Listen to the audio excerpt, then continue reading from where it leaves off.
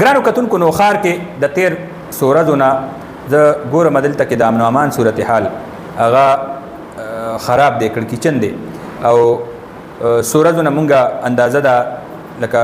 رسالپور، نوشهره کینټ او مختلفو علاقو کې چې کوم پیښې رامخې ته شوي دي په دې ټوله ضلع کې زه وایم صورتحال ټیک نه دی. دغه وجه ده چې پرون د ضلعې چې کوم دا به ووایو چې کوم انتظامي کوم د دې سره تړلی ډېر اهم جز وکیلان چې هغه آئین قانون او دې سره تعلق دی او د ریاست ډېره غټه حصه ده په انتظامي امورو کې چې عدالت دی، قانون دی، جج دی. نو زمونږ د دې وکیلانو په دې نوښار ډسټرکټ بار کې د سینیر وکلاو د ډسټرکټ بار د هغې اجلاس وشو. د ټول ضلع چې کوم سینیر وکیلانو هغوی پکې شرکت کړی دی. د اجلاس نه پس ډېر سنجیده سوالونه هغه ډسټرکټ بار اسوسییشن چې کوم صدر دی معیار شدان صاحب هغه اوچت کړي دي او دی کې حقیقت دی دا سوالونه د وخت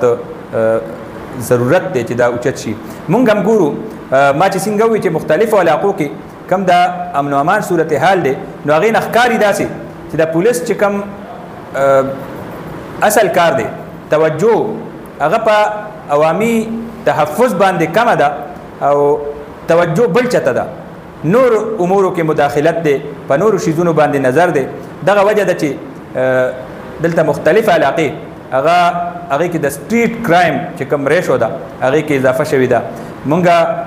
ډسټرکټ بار اسوسییشن چې کوم صدر دی هغه په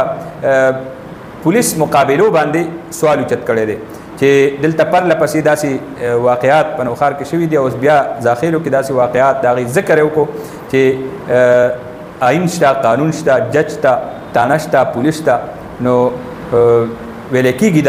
د هغوی وینا دا ده چې دا مبینه طور باندې جیلي پولیس مقابله هغې ته ویلی شوي دي. نو د دې تحقیقات پکار دی کوم ځای کې چې آئین شته، کوم ځای کې پولیس شته، کوم ځای کې قانون شته نو هلته ماورای عدالت قتلونه دا ډېر خراب میسیج ورکوي. مخکې نه په دې صوبه کې په دې ضلع کې حالات کړکېچن دي، حالات خراب دي او د هغې حل هغه دا نه دی. حل هغه دا دی چې په عوامو ته تحفظ ورکړی شي. دلته کې پرله پسې واردات وشو، دلته واقعات کېږي، موټر سایکل یې اخیستی شي،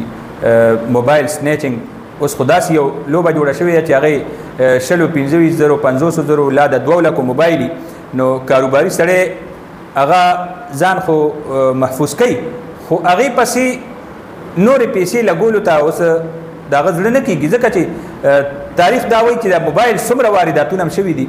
نو ډېر شاد و نادر دا یې څه کیسونه به چې هغه ډېر های لیول کسان به چې هغوی ته به موبایل واپس شوی یا موبایل به هغوی ته میلو شوی، موبایل چته هم واپس نه دی راغلی، نه د هغې پته کېږي او نه دی سر هغه ټیکنالوجي شته چې هغه شانتې پته وي. که هغې دپاره چې کوم سیسټم دی نو هغه دی پېښور نه مخکې خو پته نشته چې اوس هغه کارآمد دی که نه دی، خو هغه موکول هغه راوړل هغه ځان له یو عجوبه ده او مسله ده، په دغې باندې خبره کونه غواړي. خو ما ضروري ګڼله چې زم په دې خبره وکړم چې ډسټرکټ بار اسوسییشن زمونږ د دې نوښار د انتظامي ډانچه کې، ریاستي ډانچه کې یو ډېر لوی حیثیت لري. نو د هغوی دا سوال په داسې ټایم کې د اهمیت حامل دی.